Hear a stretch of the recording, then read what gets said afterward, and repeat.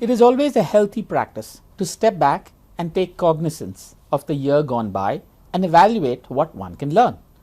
Urjit Patel has just finished his first year as the governor of the RBI.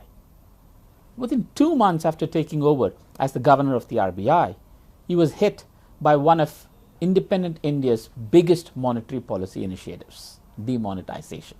It will be foolhardy not to acknowledge the ghosts of demonetization when evaluating the first year tenure of Urjit Patel. Regardless of whether this was a good policy or not, a policy of such magnitude was expected to be subjected to analytical rigor before a decision was made. There is no evidence that the RBI did any such analysis, which is what was expected of a scholar such as Urjit Patel. Urjit Patel's reticence post-demonetization and the RBI's tardiness in revealing information just made things worse. There were allegations and insinuations of the independence and credibility of the Reserve Bank of India. To evaluate Urjit Patel's first year tenure as the governor of the RBI without acknowledging the impact of demonetization would be just plain dishonesty. But let bygones be bygones. I do believe Urjit Patel still has the opportunity to etch his place in the annals of RBI's history and its illustrious list of governors. How? By ensuring that the transition to an inflation targeting regime is successful. Urjit Patel is the father of inflation targeting in India.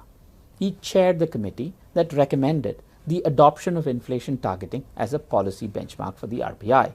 Today, interest rates in India are set by a group of independent experts with the primary objective of keeping inflation around 4% plus or minus 2%.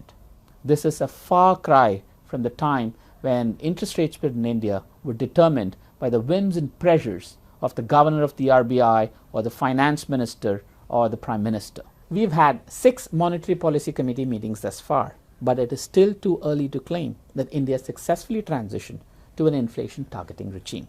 For inflation targeting to succeed, inflation expectations of households and businesses must be anchored appropriately. By RBI's own surveys, a majority of Indians still expect double-digit inflation.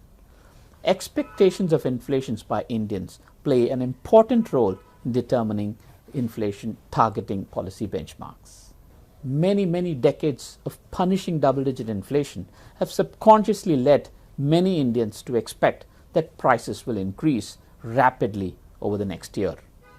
This presents a big problem for the RBI in its inflation targeting goals. For inflation targeting to succeed, it is essential that Urjit Patel and the RBI help households temper their inflation expectations appropriately. This presents an opportunity for Urjit Patel and the RBI to take a leadership role and ensure that for the first time in many decades, inflation expectations of Indians and households and businesses are tempered accordingly.